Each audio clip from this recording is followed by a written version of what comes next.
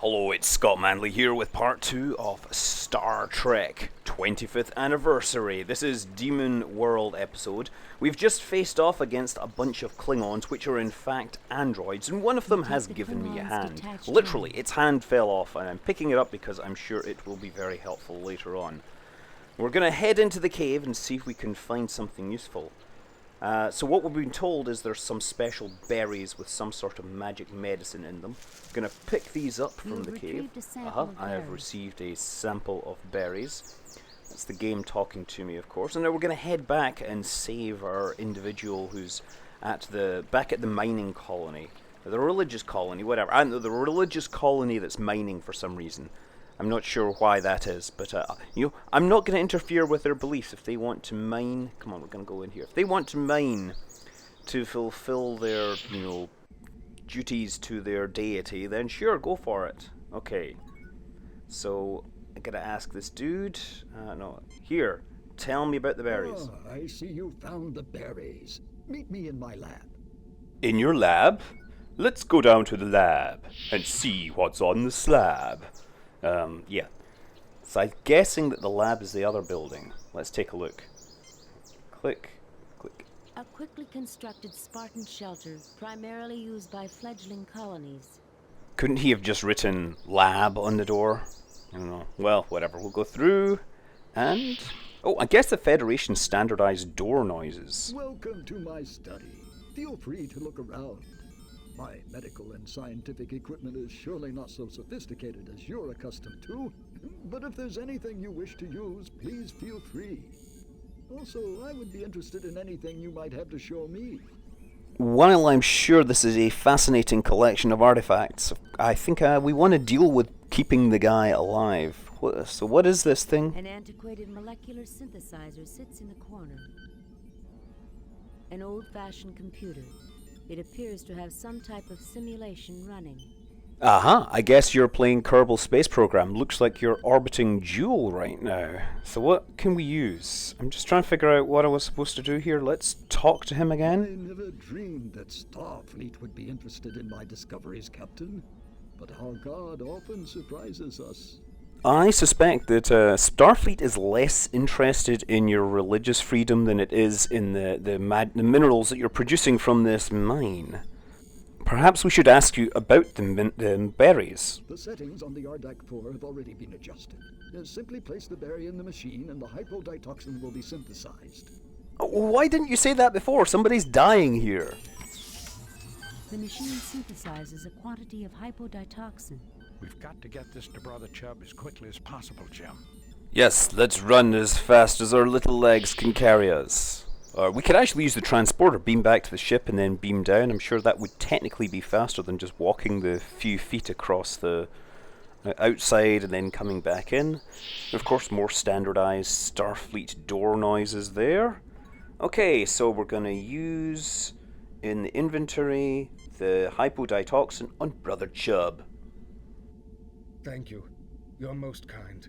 It's not so much kindness as it is a desperation to solve your problem so I can get off this rock. I am Brother Grisnash. I went up the mountainside in solitary prayer seeking to face my fears. Indeed, I found them.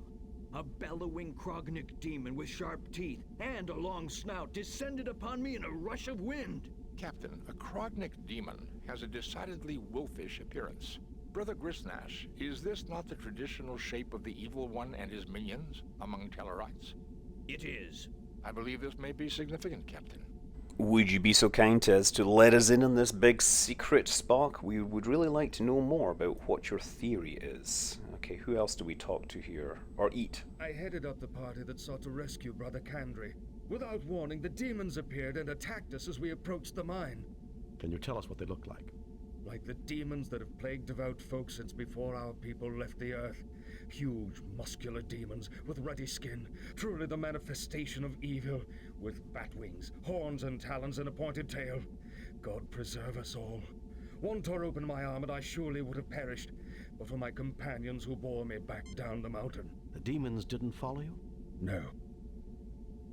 Brother Kandre is my partner. I was on the communications link when the demons caused the rockfall and silenced him. He said he'd found a strange door with devilish writing. Truly, he came upon the gate of hell itself. Well, before we make like Dante and check out the gate to hell, could you tell us about this other thing that we found? What an interesting artifact. It appears to have been damaged. When you have a chance, take it to my lab and we'll see if it can be repaired. Yeah, I'm not surprised that it's damaged given that I did phaser the owner and then the owner fell to the ground and hasn't got up. It was only a stun, but you know, I don't know. I guess they are rather more fragile than I expected. Let's go to the lab. Yes, this is Spaceballs where they have to make that noise when they go through the door, right? Okay, so now that the Brother Chubb is okay, I guess we can actually investigate some stuff here. So, you bring these items up. Spock, what do you make of this lab? Fascinating, Captain. It is an RDAC 4 molecular synthesizer, a museum piece in perfect working order. A vintage 801286 of the mid-21st century. It is a fine museum piece. 1286, you say? Residue of several different compounds are in the tubes. None of the compounds would explain the sightings. Nothing to report, Captain. This was made before Intel came up with the Pentium branding because they realized that they couldn't trademark 586. What a fascinating piece of equipment. Highly advanced technology. You see here, it seems to have been damaged, however. Take it to my workbench and let's see if it can be repaired.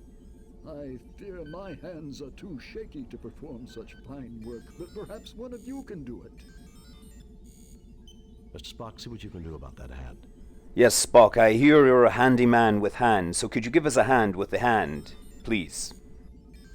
This machinery is delicate, but I have managed to repair the circuitry. Excellent. Brother Stephen, can you now give us your opinion of this device? See how the fingertips have micro-sized sensors?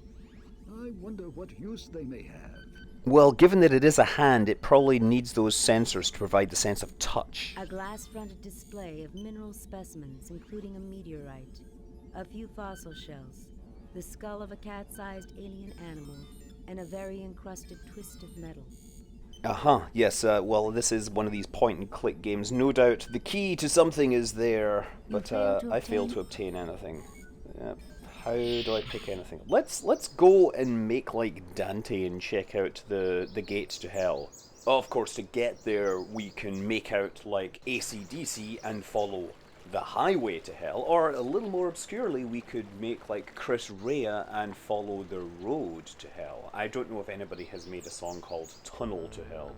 Look, it's a tunnel to a brick wall in the middle of the mine. I'm sure there's something to look at here.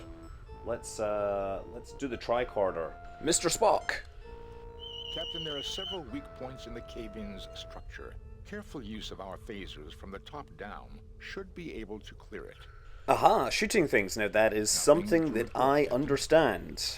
Okay, so why are we going to do this? We're not going to try talking to it. We're going to try selecting inventory and we'll shoot to kill because it's hard to kill rocks. Assume firing positions, yes. So I guess I'm going to just start shooting the rock. Excellent. Shoot, shoot, shoot. We're going to break it down very slowly and carefully. Nice. Oh, truly it is the gate to hell. There is no apparent effect. Jim, stop trying to shoot everything. You're making me nervous. What do you suggest, Bones? I guess you want to help that guy there, right? This man is badly hurt and suffering from shock and exposure as well. See what you can do for him, Bones. Maybe you can wake him up and we can have a little chat with this guy on the doorstep to the gates of hell. It was a near thing, but he'll live. Is he in fit condition to talk? Can we ask him questions? Let me see. Right click. Talk to the dude. Oh, thank you, kind souls, for saving my life. Let me rest here for a little before returning to report this miracle to Prelate Angiven. So, wait, if this is a miracle and we're the ones that saved you, doesn't that make us saints? Fascinating, Captain. This door is made of an unknown material. It is clearly built by an alien race we have no knowledge of. Interesting. I think Dr. McCoy would be better suited to deal with this. Sorry. It appears to be a security lock designed to open the door when the correct handprint is registered. Well, now it's time for that Klingon to give us a hand. Get it? You know, give us a hand. It's going to open the door. What is Klingon for open door? I mean, I wonder how many Kerbal players know Klingon. The hand circuitry triggers a connection and the door opens. Nothing Well, happens. that was not a surprise to me at all. Well, anyone gonna scan this? No, we'll just walk into hell. Yes, no, couple more steps to hell. There we go. It looks like an alien base or something. I do believe that we are dealing with aliens rather than demons. Fascinating, Captain. It is a diagram of a lunar eclipse of this planet. See how the red sphere of the moon is casting a shadow on the blue sphere, Pollux 5. This must be a very old piece of work, because this planet's moon was destroyed thousands of years ago. The machinery is waiting for the gravitational pull of another eclipse to activate it. An eclipse that will never come. And one other thing, Captain. This may also be a diagram showing the proper settings on that control panel. That is actually a solar eclipse, not a lunar eclipse. It is an alien life support system, Captain, utilizing geothermal energy. It is still functioning, waiting for... It is an alien life... An alien life support system waiting for some kind of signal, and a thing that looks like a solar eclipse, but in fact is being called a lunar eclipse. Maybe they misprogrammed their machinery, and in fact it is supposed to be a solar eclipse when it's This really a appears lunar to eclipse. control some unusual security equipment. Yes, okay, unusual security equipment, and yeah, I think what we need to do is wake up the aliens by making an eclipse. This alien construction takes readings of mental activity. It also activates manufacturing equipment related to security and includes a short-distance transportation device. Spock, your analytical skills are quite frankly amazing. I have no idea how you figured that out, given that these are a completely unknown alien race, but we will go with that. And I think this is actually a good place for us to end this episode. We'll be back in the next episode. Until then, I'm Scott Manley. Fly safe. Nothing.